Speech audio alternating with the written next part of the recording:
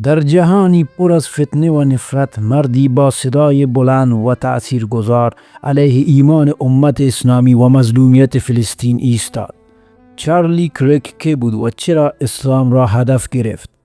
اما امروز تیری ناگهان زندگی او را پایان داد.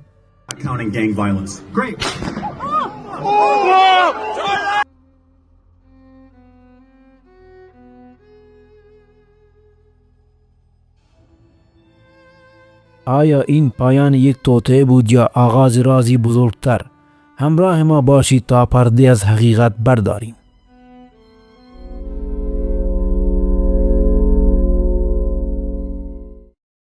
سلام ببینندگان گرامی کانال ضد شیطان. چارلی کرک نامی که شاید شنیده باشید. مردی بود که با کلماتش و سازمانش ترنینگ پوینت USA به قلب ایمان ما حمله کرد. اما چه چیزی او را به این مسیر کشاند و چرا امروز در لحظه غیر منتظر زندگیش به پایان رسید؟ کرک جوانی که در 18 سالگی سازمانی برای ترویج ارزش‌های محافظه‌کارانه در آمریکا تأسیس کرد، به سرعت به چهره‌ای تاثیرگذار در سیاست غرب تبدیل شد. او با بیش از 12 میلیون دنبال کننده و برنامه رادیو د چارلی کرک شو، او نه تنها از بازار آزاد و دولت محدود سخن گفت، بلکه اسلام را به عنوان تهدیدی سیاسی هدف قرار داد. Spiritual battle is coming to the West, and the enemies are wokeism or Marxism combining with Islamism to go after what we call the American way of life. And the American way of life is very simple. I want to be able to get married, buy a home, have kids, allow them to ride their bike till the sun goes down, send them to a good school, have a low-crime neighborhood, not to have my kid be taught the lesbian, gay, transgender garbage in their school, while also not having them have to hear the Muslim call to prayer 5 times a day. Not having them have to hear the Muslim call to prayer 5 times a day. That's important. We want the American way of life, which is, by the way, Christendom. Christians, our sacrifice, our toil, our vision, the outgrowth of the scriptures gave us Western civilization. And this is where I think is a great rallying cry.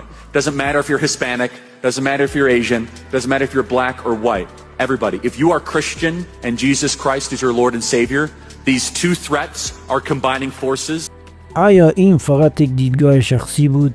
او بارها در سخنرانی هایش از بریتانیا تا آمریکا هشدار داد که مسلمانان در حال فتح تمدن غرب هستند. اما پشت این کلمات چه نهفته بود؟ آیا منافع بزرگتری او را هدایت می کرد؟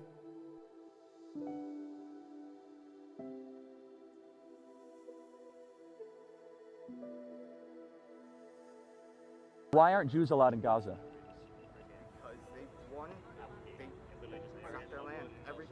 Oh, but Arabs are allowed in Israel. How's that possible? The Palestinians are allowed in Israel. There's no one It's what? in or out of Gaza. Sure they are. No, they're not. What do you mean sure they are? If you're an Arab, you're allowed in Israel. You're allowed in and out. Only a select. Gaza, yes, you're.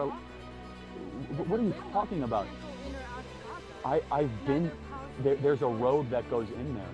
And who are allowed out of The Palestinians are allowed visitation rights to Israel 60 times a year. 60 times a year? Yes, and they, by the way, for the first example, do you know that there's 120,000 people live in Gaza that work in southern Israel? Did you know that? They obviously drive back and forth.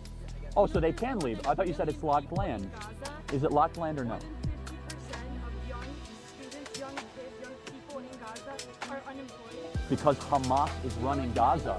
Who's the governing authority of Hamas? Gaza is completely suing. Hamas? Okay, so let's ask the question. Can I ask you a question? What is Hamas doing with the hundreds of millions of dollars? One of the most unlivable. Because Hamas is the governing authority. The IDF used to control Gaza. Hamas are the people there. Of course. Because whether it be access to medical care, the schools, things were better in Gaza when Israel was in control. Now they're worse. And Israel's No, they're not. The IDF is not in Gaza. When you're blocking out a land that only Israel is control of that They're not- border, how are they not in control? I just dispelled that. You have 100,000 plus but you people haven't. with work visas in southern Israel. There's more than 1 million people there. that 2 are million not- actually. So, oh, thank you. Yes. So you're And saying they that only democratically out of 2 elected million, terrorists. 100,000 people are allowed in and out. Well, that have jobs, sure. But let me ask a question. How many new hospitals and schools? How many new hospitals and schools have been built in the last 5 years in Gaza? Nearly none. Yeah, why?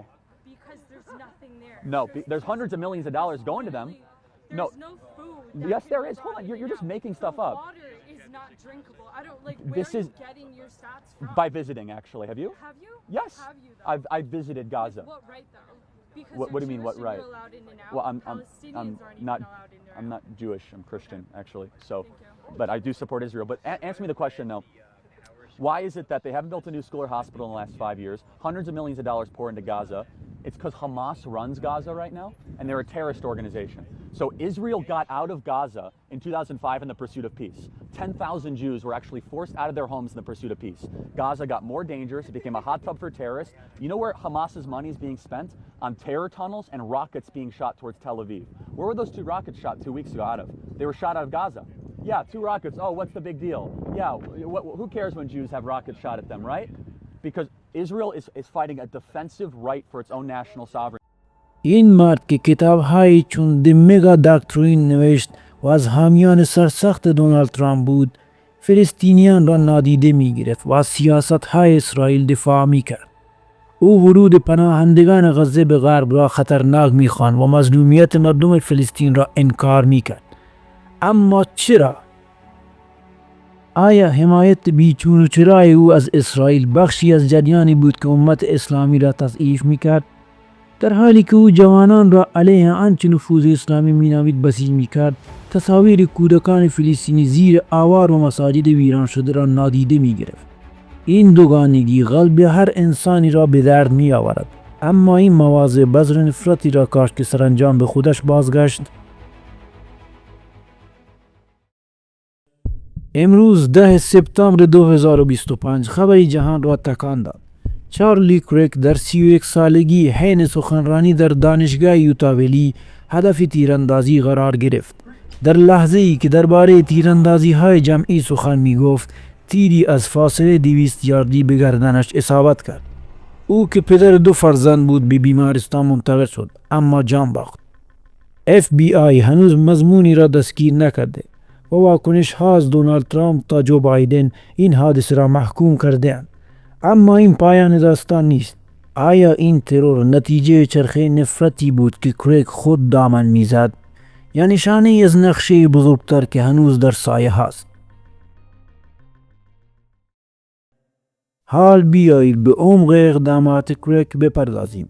سازمان ترنینگ پوینت USA که او بنیان گذاشت بیش از 3500 شعبه در دانشگاه ها و مدارس آمریکا داشت و هدفش ترویج ایدئولوژی محافظه کارانه بود، اما در عمل ابزار مقابله با اسلام شد.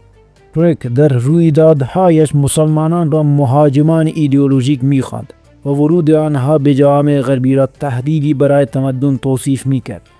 او حتی در ترنینگ پوینت فیث که برای بسیج مسیحیان محافظه کار راه اندازی کرد، اسلام را به عنوان دینی سیاسی و خشونت آمیز معرفی می‌نمود.